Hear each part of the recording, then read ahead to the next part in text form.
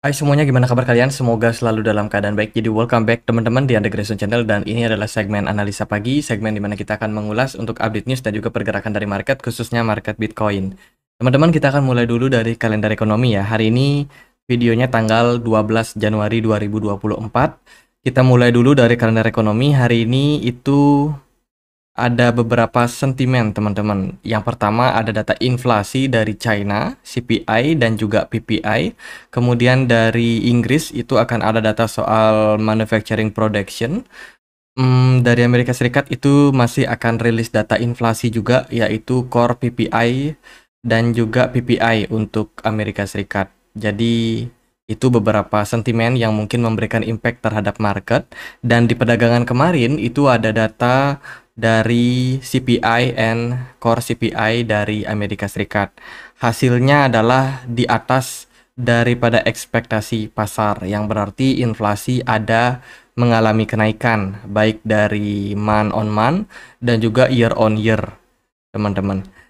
Inflasi CPI naik dari 3,1 menjadi 3,4, sementara core-nya turun dari 4% menjadi 3,9%, tapi ini masih di atas daripada ekspektasi.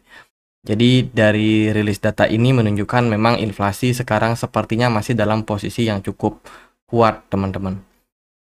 Itu dari market crypto sendiri kemarin telat update ya, karena mungkin aku bikin videonya lebih awal, teman-teman.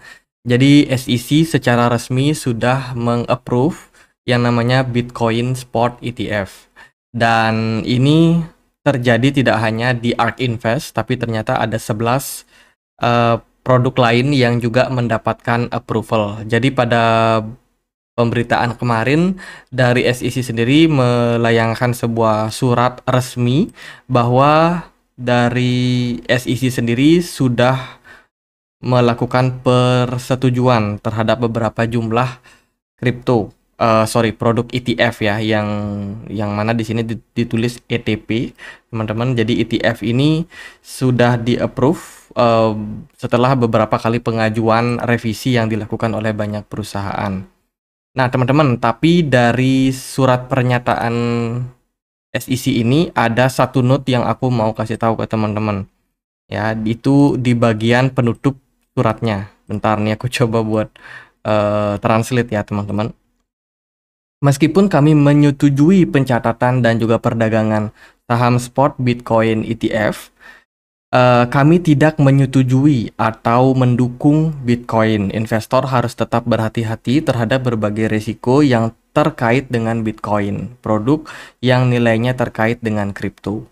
Jadi meskipun dari Bitcoin sendiri, Bitcoin ETF sudah mendapatkan approval, SEC katanya itu tetap untuk tidak mendukung Bitcoin. Gitu. Oke, itu dari pernyataan resminya dari Gary Gensler. Yang kedua, teman-teman, produk Bitcoin ETF trading volume itu naik signifikan sampai 1,7 miliar US dollar di perdagangan 1 jam awal. Ini menandakan bahwa memang antusiasme dari masyarakat terkait dengan produk ETF Bitcoin ini memang besar ya, teman-teman, dan menyebabkan lonjakan volume perdagangan yang sangat-sangat luar biasa dari produk-produk yang memang sudah boleh untuk diperdagangkan oleh beberapa perusahaan. Dan beberapa perusahaan sendiri juga sudah meluncurkan iklan-iklan mereka ya sebelumnya, sebelum approval dari Bitcoin ETF ini, dan tentunya ini merupakan salah satu sesuatu yang dinanti. Jadi kurang lebih seperti itu. Kemudian dari berita yang lain ada Vanguard. Ya, meskipun Bitcoin ETF sudah di-approve, Vanguard katanya tidak akan menawarkan produk serupa, teman-teman. Jadi Vanguard sendiri, manajer perusahaan investasi terbesar kedua setelah BlackRock, itu dikabarkan tidak tertarik untuk menawarkan kliennya terhadap produk dari ETF Bitcoin. Itu dari Vanguard. Kemudian dari Hong Kong sendiri ini mendesak ya, regulasi di sana untuk mengikuti jejak daripada Amerika Serikat untuk segera memberikan lampu hijau untuk Bitcoin ETF. Wah, ini Hong Kong nggak mau ketinggalan nih kayaknya. Jadi melihat potensi daripada Bitcoin ETF yang besar, teman-teman, apalagi di awal perdagangan mungkin banyak ya, banyak yang masuk, sehingga ini bikin Hong Kong juga nggak mau ketinggalan. Ini potensi besar buat cuan. Jadi Hong Kong pun juga kayaknya udah mulai mendesak dan siap-siap aja mungkin ETF Bitcoin juga bakalan listing di Hong Kong, menargetkan market Asia, teman-teman. Itu kemudian sekarang muncul sebuah spekulasi. Nah, karena Bitcoin ETF sudah di-approve, jangan-jangan untuk Ethereum ETF juga berpotensi. Ethereum spot ETF sekarang memiliki kesempatan langsung untuk mendapatkan persetujuan. Jadi ini semacam sebuah spekulasi teman-teman dari market terkait dengan sudah berhasilnya Bitcoin spot ETF di-approve. Ya, dan ya ini beberapa perusahaan yang memang sudah siap untuk menawarkan apa namanya produk berupa Ethereum ETF. Sehingga kalau teman-teman perhatikan di perdagangan kemarin lumayan banyak ya antusiasme dari market untuk masuk ke Ethereum. Ada FunEgg, ada ARK, ini dari ARK Invest ya. 21 Share, ARK Invest, kemudian dari Hasdaq, Grayscale, Invesco, Galaxy, BlackRock, dan juga Fidelity. Itu udah siap-siap untuk menawarkan Ethereum ETF. Jadi proposalnya sudah ada dan akan mendapatkan persetujuan. Kalau kita lihat dari final deadline SEC-nya, ini rata-rata di bulan 5, bulan Mei ya. Ya itulah pokoknya bulan 5 teman-teman. Jadi untuk Ethereum ETF, siap-siap rumornya bakalan muncul.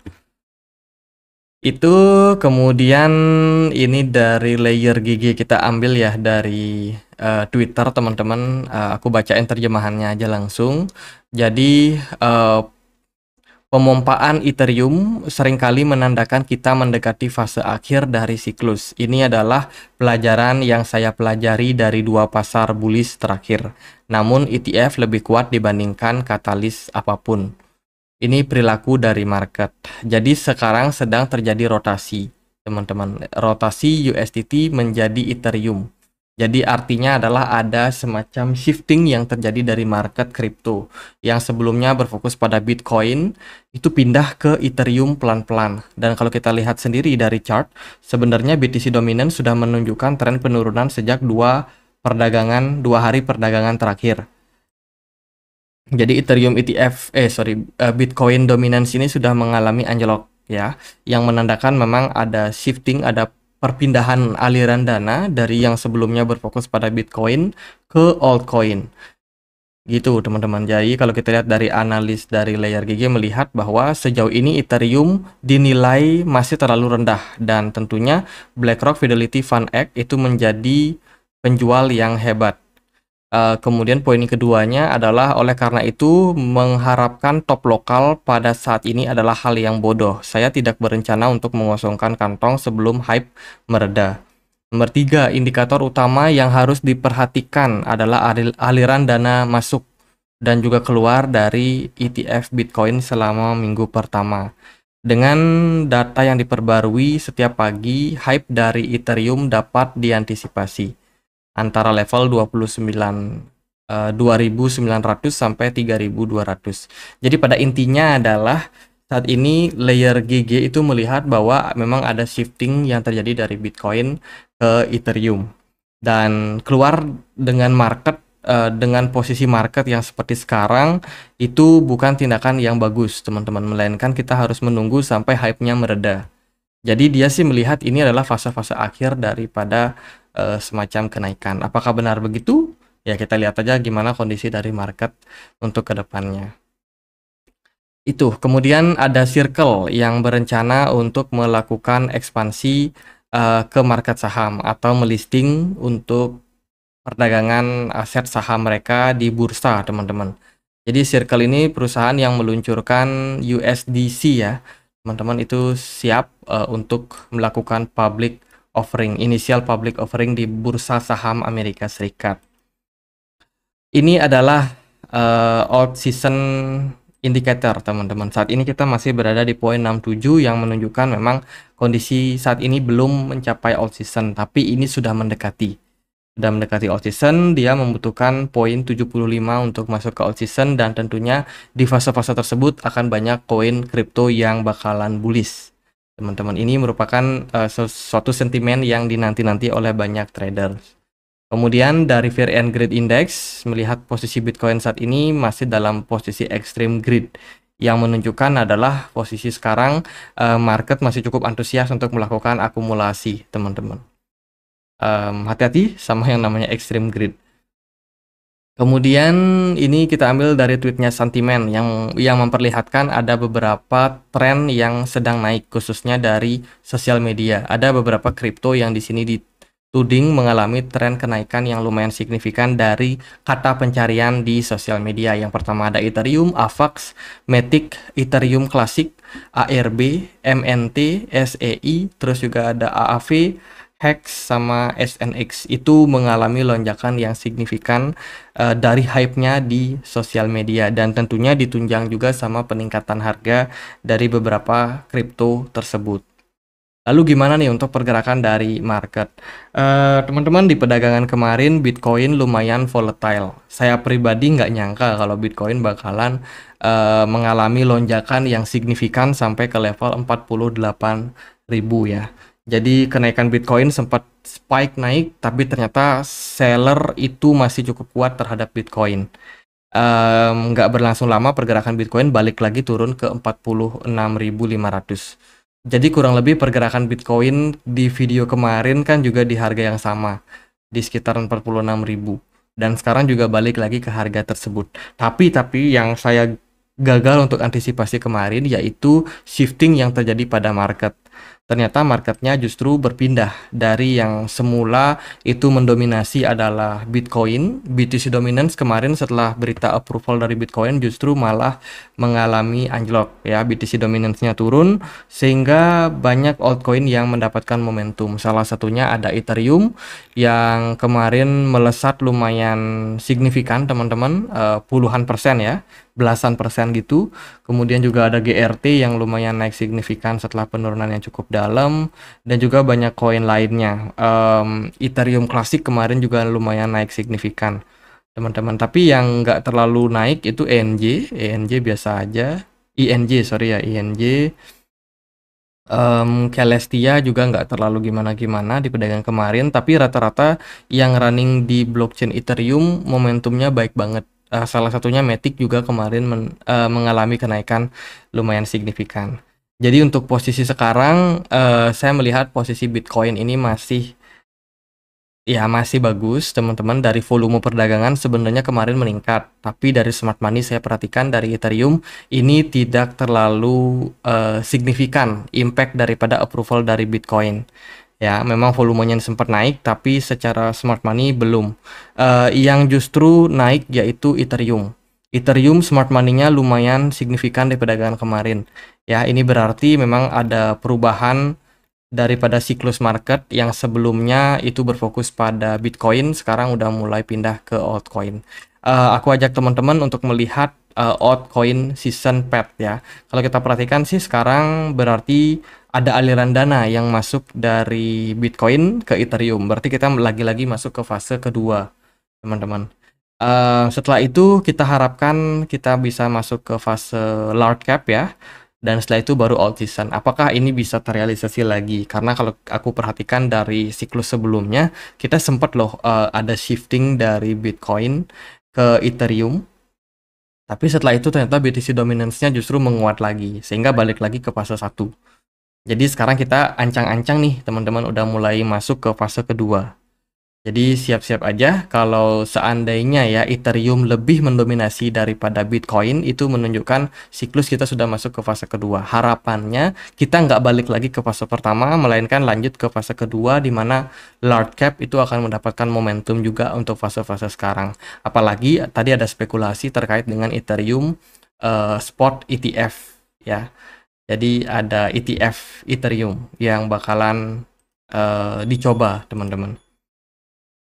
Saat ini sih Bitcoin udah mulai mengalami koreksi dengan BTC dominance yang juga masih dalam tren penurunan. Jadi indikasinya untuk sekarang adalah ya masih dalam tren bullish untuk Bitcoin, teman-teman. Kemudian dari DXY sendiri kita melihat posisi saat ini tidak terlalu ngefek ya, data CPI kemarin dari indeks dolar cenderung masih tetap strong di perdagangan kemarin. Kemudian juga ada XAU atau gold yang nggak terlalu gimana-gimana. ada sedikit kenaikan tipis 0,17% aja. Kemudian dari S&P 500 kemarin juga masih dalam tren yang kuat meskipun ada sedikit koreksi yang terjadi. Sekarang Bitcoin kemana? Menurut saya akan ada koreksi jangka pendek, teman-teman. Jangka pendek aja. Mungkin trennya masih bakalan baik ya. Cuman teman-teman wajib untuk memperhatikan kondisi dari market. Saya rasa ini bakalan cukup volatile pergerakan dari market ya. Bitcoin kemarin kan sudah sempat naik tuh 48.800. Tapi ternyata setelah mencapai level tersebut ada selling yang terjadi. Ya, pergerakan Bitcoin langsung drop, volume smart money-nya juga turun. Tapi itu tidak terjadi pada Ethereum. Ethereum memang anjlok juga teman-teman, tapi dari smart money sendiri masih cukup baik menurut saya untuk Ethereum. Jadi untuk sekarang dominasinya lebih kepada Ethereum dan juga koin-koin besar lainnya yang market cap-nya besar teman-teman. Jadi bisa tuh dipantau beberapa proyek-proyek tersebut ya, kayak Ethereum, GRT, kemudian juga ada Matic yang bisa teman-teman pantau. Polkadot, ini juga Polkadot saya perhatikan kemarin juga naik lumayan signifikan. Jadi setelah kenaikan yang terjadi, ya ibaratnya kita butuh untuk koreksi sementara sih untuk market ya. Jadi itu paling level support yang bisa diperhatikan untuk Bitcoin, yaitu di kisaran level 44.500. Kembali berpotensi untuk ngetes area support tersebut. Kemudian dari resistance target kita kalau bisa Bitcoin naik ke level 51 ribuan. Ya, apakah bisa seperti itu apa tidak ya tergantung dari kondisi market, karena menurut saya sekarang ya lagi benar-benar lagi volatile-volatilenya untuk saat ini, teman-teman. Teman-teman juga wajib untuk mengantisipasi yang namanya sell on news. Karena kan narasi Bitcoin ETF sekarang udah selesai. Nah, jadi penantian dari investor udah selesai. Kedepannya sih mungkin kita akan lihat data-data dari ekonomi aja, teman-teman. Jadi ibaratnya nggak ada sesuatu yang kita nantikan dalam jangka waktu pendek. Ya mungkin Ethereum ETF. Tapi itu mungkin nggak akan se-powerful dari Bitcoin ETF ini, teman-teman. Jadi ya untuk kedepannya ya kita masih coba untuk melihat gimana kondisi dari market. Dari saya sih gitu, teman-teman. Sementara belum ada indikasi pembalikan arah dari time frame weekly, daily. Ya paling time frame 4 jam aja yang menunjukkan gerak-gerik koreksi pada market. Jadi jangka pendek saya rasa Bitcoin masih akan berpeluang untuk koreksi setelah kenaikan yang lumayan tajam di perdagangan kemarin. Jadi gitu aja buat update kali ini. Semoga videonya bisa bermanfaat. Teman-teman, kita juga punya komunitas diskusi di Telegram. Ya, teman-teman bisa sama-sama join teman-teman di komunitas ini. Yang mau join, linknya ada di kolom deskripsi video ini. Jadi gitu aja. Semoga update kali ini bisa bermanfaat. Dan akhir kata saya Andre, makasih.